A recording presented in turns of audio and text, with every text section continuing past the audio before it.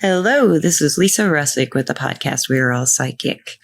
Today is April, oh my goodness, I don't even know. I think it's tax day, April 15th. I was doing some thinking. Oh, by the way, this is a video podcast on Spotify, and of course, I still think we're all psychic and more than ever.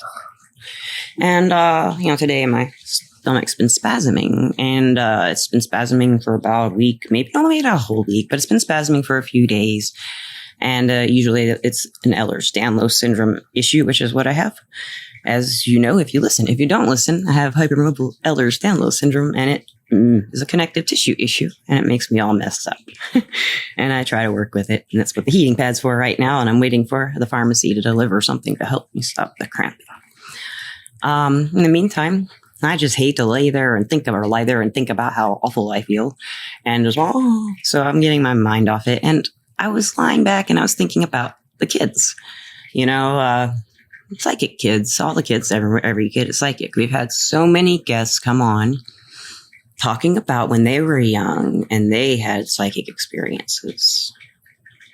And we have had other guests come and say, tell stories about their children doing things that were energy based, working with energy.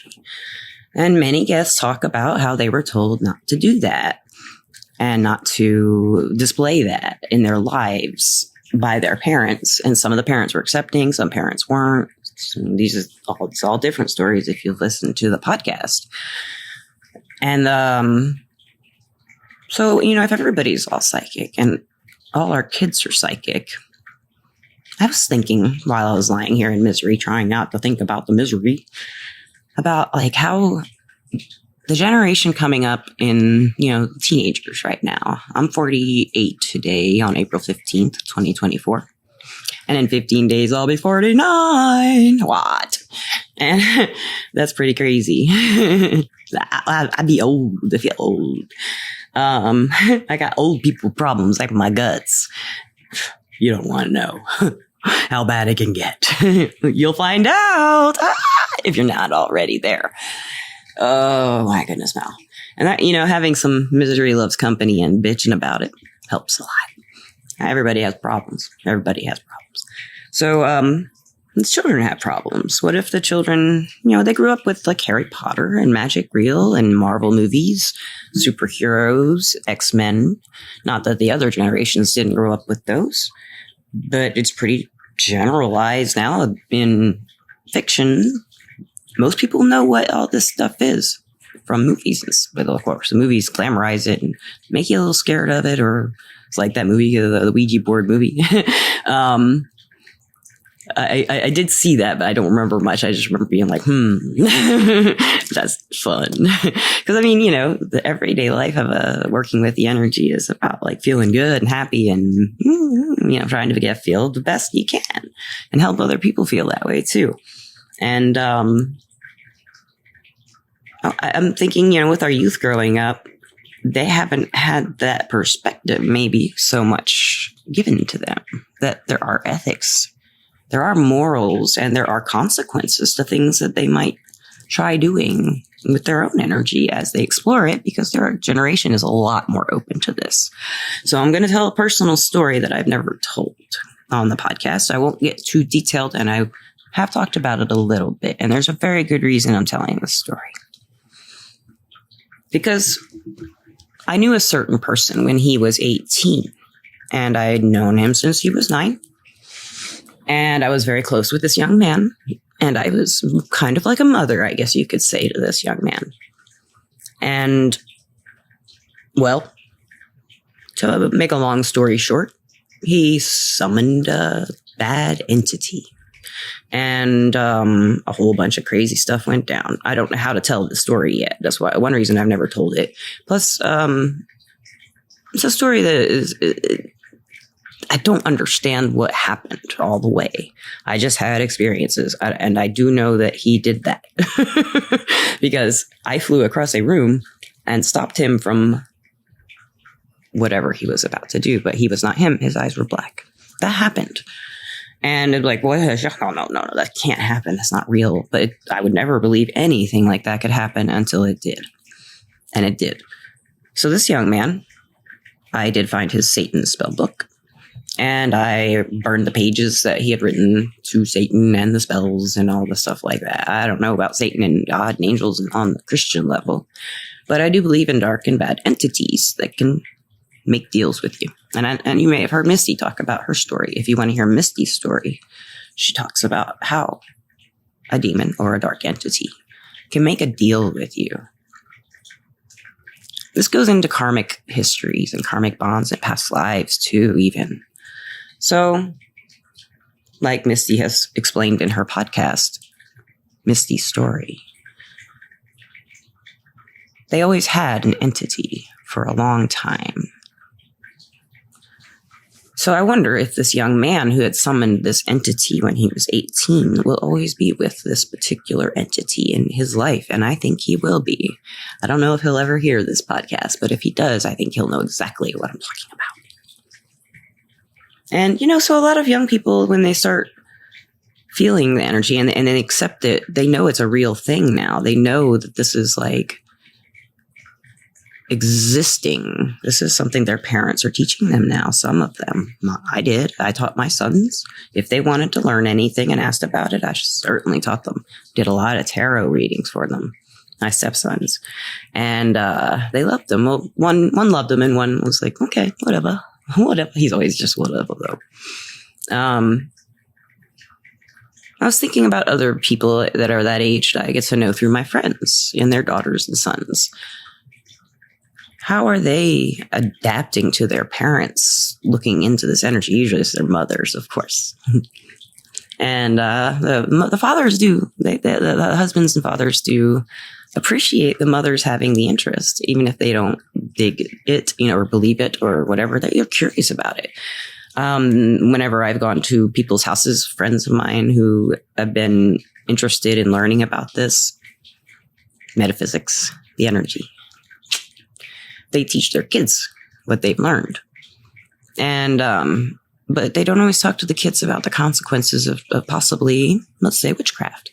I think I've talked about this on a podcast before. Magic is not hard to do. It's using the objects, and you have stuff you can do to do it. You don't just have to think really hard. And it's easier to do witchcraft, I think, than it is to just make something happen. But some people can just immediately make something happen. That's the magician card in the tarot. Magician card in the tarot makes a plan and implements it, and then they change something that they want. A witch usually wants power over herself and her most basic instincts of self-loathing and insecurity and all the things and traumas that we feel. Anyone who feels like a witch identifies as witch. I believe they want power over themselves. No, sometimes after that, they might want power over other people, or before that, they might want to try and see what they can do. If they really want something and something's really in their way, they might they don't think about why it's in their way, maybe, instead of thinking, well, why is this a problem for me? Why do I find issue with this? They might think, well, I'll just change the situation so the issue changes. And that can happen. So I think any of you, this is my advice to you, if you're teaching your children, definitely teach them the consequences. And consequences are friendships break up, marriages end. Some people never know that perhaps a youth was involved in creating an energetic situation, say, in the physical, like the magician in the tarot would have to do. It's about manifesting, but this is where you actually have to put stuff somewhere. You do stuff in the physical world to make your manifestations come to be. And the kids get this like this. They learn. That's what they do. They're in school. They're young. They learn really fast. And, Missy's going to teach those kids, and I know she will. And I think this is something that she should think about, too. Teaching the kids first thing when they learn to meditate and they start seeing those things that they understand that no one else does and that's special about them, that they have a responsibility now they have a responsibility to be careful with themselves and others with the energy. It's just like personalities, really. If you come running into a crowd of people going, I hate you, I hate you, I hate you, I hate you, they're probably not going to want you to be around. So that metaphor is kind of like, if you use the energy in the beginning for your benefits, that you don't really understand why you're wanting that exactly all the way. Say you're a young person, you got a lot of energy you can do. You're surprised at what you can do after what mom and dad maybe taught you, or my grandma or something. And you just want to see what you can do maybe, and you want to make your life better. But there are ethical ways to doing that, just like with personalities and friends. You don't just do your friends wrong after you've been friends for 20 years, 10 years, 6 years, whatever.